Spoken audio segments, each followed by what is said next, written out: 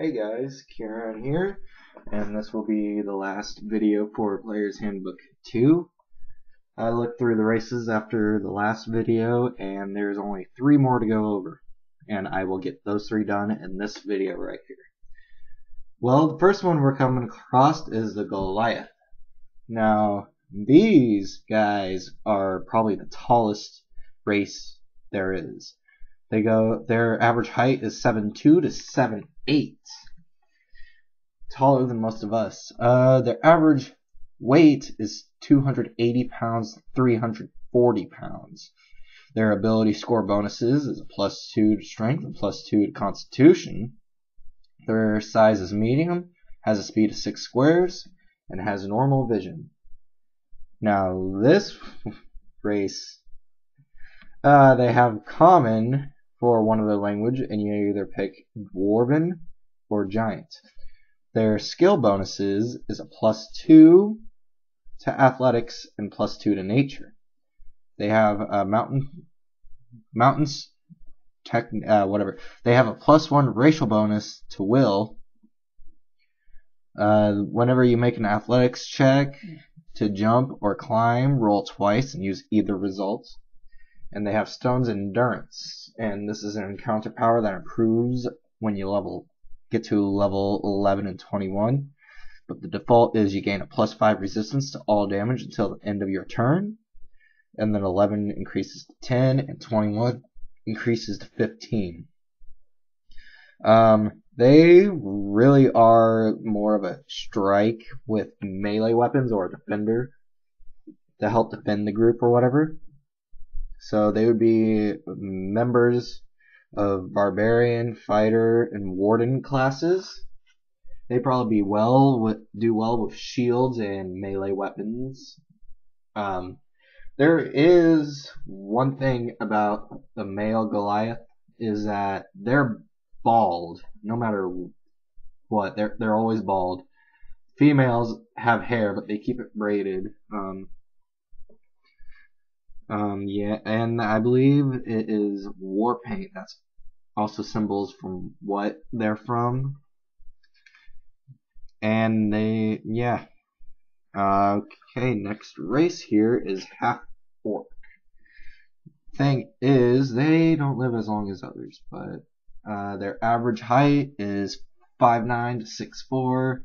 Average weight is 155 to 125 pounds. Their ability score bonuses is a +2 to strength and +2 to dexterity.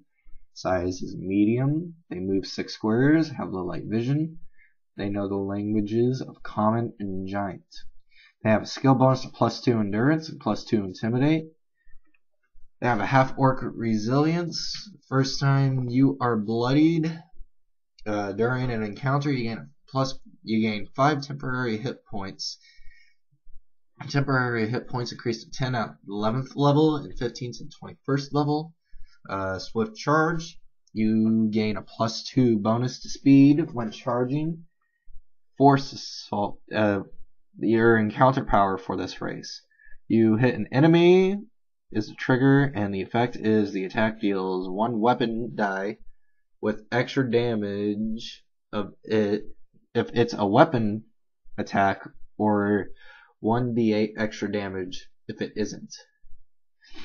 I think it's saying you get 1 extra weapon die if it's a weapon attack, or if it isn't, you get an extra 1d8 for it. Saying if you're probably a monk and you go unarmed, you get a bonus 1/8 to it. Or if you're using magic or whatever, you'd get another d8 to it. As I said, I think I said their classes, but I don't think I did. They are members of Barbarian, Fighter, Ranger, and Rogue classes. They fit the most. Ranger would probably be the best one for them because they focus on mainly dexterity and strength, which is your bonus. Half-orcs are like orcs from Skyrim if you have played it, but they mostly take on human traits, but they have the underbite of an orc, along with some orcish styles, and you also have the dual heritage as well. from either coming from an orc tribe or from a human civilization. You can use this to your advantage to pick what deity you come from, or follow under, I should say, not come from. Saying like if you come from an orc tribe, you could follow the chaotic evil god that most orcs follow, or you could be from human civilization and follow any good god or other evil god if you want. I think that'll be all for this race. And the last race in this book is a shifter. Shifter is a race that can't fully shift into a werewolf, or I believe it is a were-tiger as well, because there's two different shifters in here. It's a long-tooth shifter and a razor claw shifter. And depending on which one you are, depends on your bonuses. It says average height for them is about maybe the height of human, because they are probably humans with shifting abilities. 5'7" to 6 foot for their average height. Average weight is 130 to 180 pounds. Size is medium. You move 6 squares for your speed, and you have low light vision for your animalistic side. They know common and a choice of another language. You have an ability score of +2 to strength, +2 to wisdom, +2 to athletics, and +2 to endurance, and you have the long tooth shifting power. Now this is for long tooth shifters, and now this is razor claw shifters. +2 dexterity and +2 to wisdom, +2 athletics, and +2 stealth. You have razor claw shifting, which is you have the razor claw ability. The long tooth one gives you a regeneration ability, and you gain a +2 bonus to damage rolls in addition while you are bloodied, and you regenerate 2. You have razor claw shifting, which is you must be bloodied, for both of these anyways, until the end of the encounter. Your speed increases by 2, and you gain a +1 to AC and reflex. Depending on which one you pick will depend on what powers you get and what bonuses you will also get. I would probably be more of maybe a razor claw or a long tooth. It really doesn't matter. They're members of members of a druid, fighter, ranger, and warden classes. Depending on which one you pick will depend on which one you'll most likely want to be in for bonuses. And the way shifters are, they look human until you use the ability for your shifting powers. You're still able to hold your weapons and stuff. It's just you are half of what a werewolf or whatever it is, werewolf or tiger. So therefore you have some of the characteristics of it.